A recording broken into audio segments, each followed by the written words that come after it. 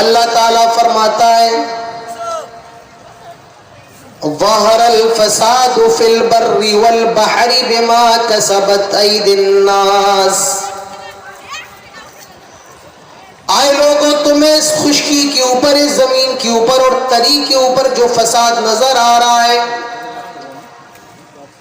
جو خرابی نظر آ رہی ہے، بما کسبت ایدی الناس، یہ انسانوں کے اپنے ہاتھوں کی کمائی ہے۔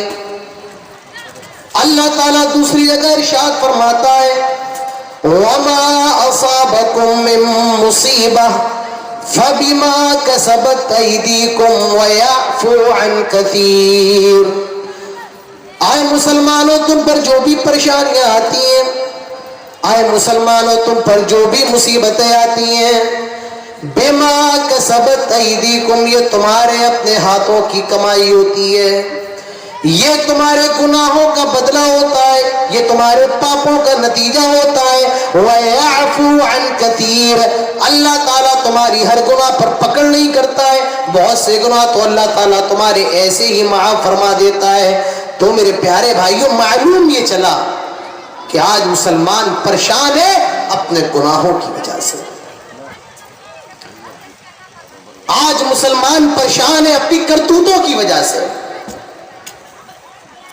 میں کون کون سی خرابیوں کو آج آپ کے سامنے رکھوں؟ یہاں مسلمانوں کا حال دیکھ لو، آج مسلمان ایک دوسرے کو گالی دے رہا ہے، آج مسلمان کی گردن پر چھری چلا رہا ہے، آج مسلمان کو قتل کر رہا ہے،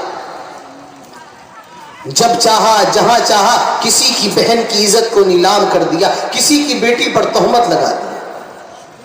آج بوڑھے ماں باپ ترس رہے ہیں کہ میری اولاد مجھ سے 2 لفظ بات کر لے، آج اولاد بات کرنے کے لیے تیار نہیں۔ بڑا بھائی اپنی بہنوں کا حق کھا رہا ہے، جائیداد کھا رہا ہے، کوئی اس کے خلاف آواز اٹھانے والا نہیں۔ آج بڑا بھائی اپنے چھوٹے بھائی کی وراثت کھا رہا ہے، کوئی آج بڑے بھائی کے خلاف بولنے والا نہیں۔ میرے بھائیوں، میں آپ کے سامنے کون کون سی خرابیوں کا ذکر کروں؟ مجھے بس فارسی کا وہ شعر یاد آ رہا ہے کہ تنے ہما داغ داغ شد پمبا کجا کجا نہم۔ میں کون سی تکلیف آپ کے سامنے بیان کروں، میں کون سے زخم آپ کے سامنے رکھوں؟ میرے بھائیوں، جسم پورا چھلنی ہے اور درد حیراں ہے، اٹھے تو کہاں سے اٹھے؟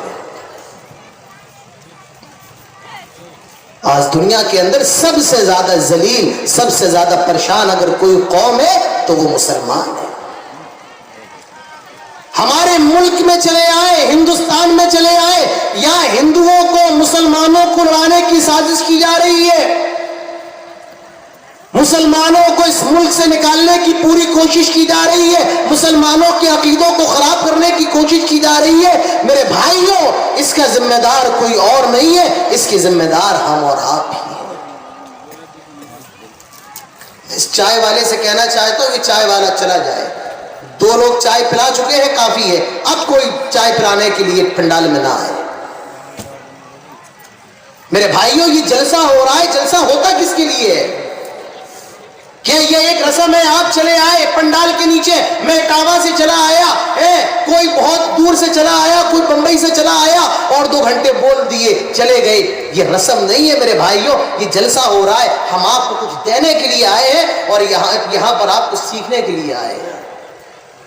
چائے تو آپ صبح بھی پی سکتے ہیں، کیا مل رہا ہے؟ چائے پی کر کے طاقت آ رہی ہے یا ذہن بڑھ رہا ہے؟ میرے بھائیوں، 1 گھنٹہ محض بیٹھ جاؤ، اگر 5 گھنٹے یہاں بیٹھ گئے اور کچھ سیکھ نہیں پائے، کچھ سن نہیں پائے، تو میرا کہنا ہے کہ آپ کی یہاں 5 گھنٹے بیٹھنا بیکار ہے۔